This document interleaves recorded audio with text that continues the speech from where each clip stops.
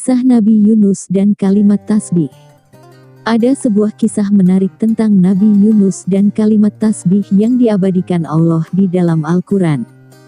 Kisah tersebut dapat kita temukan pada surah Al-Anbiya ayat 87-88 yang berbunyi 87-88. Dan ingatlah kisah Zunnun, Yunus, ketika ia pergi dalam keadaan marah. Lalu ia menyangka bahwa kami tidak akan mempersempitnya, menyulitkannya, maka ia menyeru dalam keadaan yang sangat gelap, bahwa tidak ada Tuhan selain Engkau. Maha suci Engkau, sesungguhnya aku adalah termasuk orang-orang yang zalim, maka kami telah memperkenankan doanya dan menyelamatkannya daripada kedukaan. Dan demikianlah kami selamatkan orang-orang yang beriman. Ayat ini merupakan ayat yang menerangkan kisah Nabi Yunus AS yang ditelan oleh seekor ikan yang mempunyai ukuran yang sangat besar. Namun Allah berkehendak lain atas kejadian yang menimpa Nabi Yunus AS dengan menyelamatkan dari bahaya dan malapetaka yang menimpa Nabi Yunus. Mengenai kisah Nabi Yunus banyak sekali riwayat yang disampaikan oleh para mufasir, salah satunya kisah Nabi Yunus yang terdapat pada kitab tafsir Ibnu Katsir. 98. Nabi Yunus Ibnu Matta AS diutus oleh Allah kepada penduduk kota Nainawi, yaitu suatu kota besar yang terletak di negeri Mausul. Nabi Yunus menyeru mereka untuk menyembah Allah SWT, tetapi mereka menolak dan tetap tenggelam di dalam kekafirannya.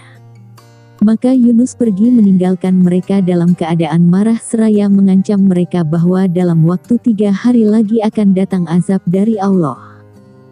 Setelah mereka melihat tanda-tanda datangnya azab itu dan mereka mengetahui bahwa Nabi mereka tidak dusta dalam ancamannya, maka mereka keluar menuju ke padang Sahara bersama anak-anak mereka dengan membawa ternak unta dan ternak lainnya milik mereka yang mereka pisahkan antara induk dan anaknya.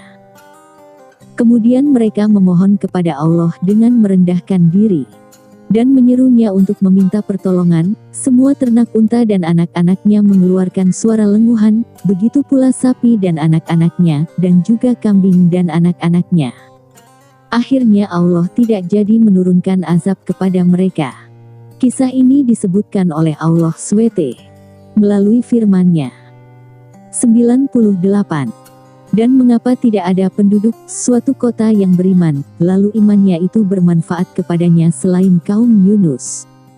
Tatkala mereka kaum Yunus itu beriman, kami hilangkan dari mereka azab yang menghinakan dalam kehidupan dunia, dan kami beri kesenangan kepada mereka sampai kepada waktu yang tertentu. Qs Yunus 98. Sesudah itu Nabi Yunus AS pergi meninggalkan kaumnya dan menaiki perahu bersama suatu kaum. Di tengah laut, perahu oleng, mereka merasa takut akan tenggelam karena keberatan penumpang. Maka mereka mengadakan undian di antara mereka untuk menentukan siapa yang bakal dilemparkan ke dalam laut untuk meringankan beban muatan perahu.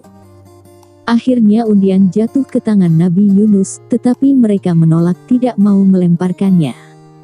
Lalu dilakukan undian lagi, ternyata kali itu undian jatuh ke tangan Yunus lagi.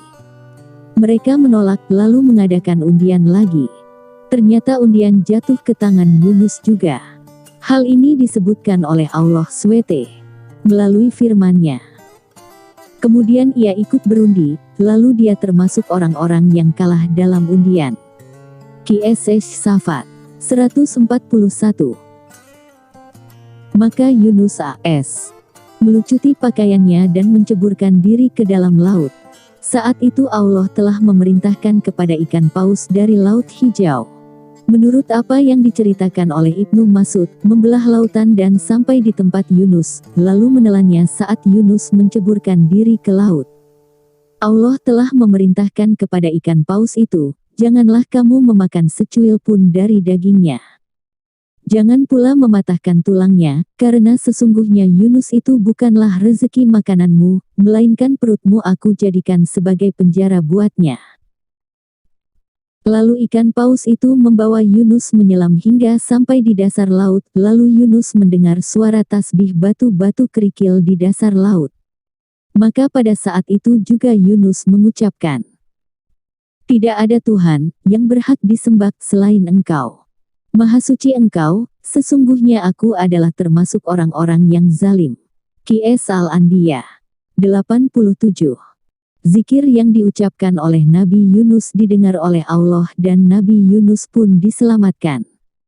Imam Al-Qurtubi dalam kitab tafsirnya menulis sebuah riwayat yang menerangkan bahwa Allah memerintahkan ikan besar tersebut dengan firman-Nya, "Jangan kamu menyakitinya sedikit pun.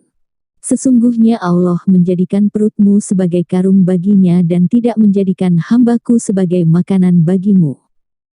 Jadi apabila bukan karena pertolongan Tuhannya niscaya Nabi Yunus tidak akan hidup lagi.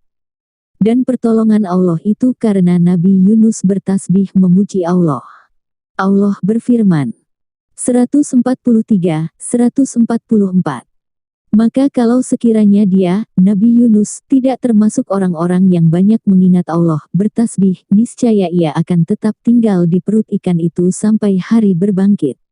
Qs Al-Safat 143-144. Demikian kisah Nabi Ayub yang menampakkan kedudukan kalimat tasbih. Dengan tasbih yang diucapkan dalam perut ikan, Nabi Yunus dapat kembali lagi ke daratan dan meneruskan perjuangan dan hidup di muka bumi.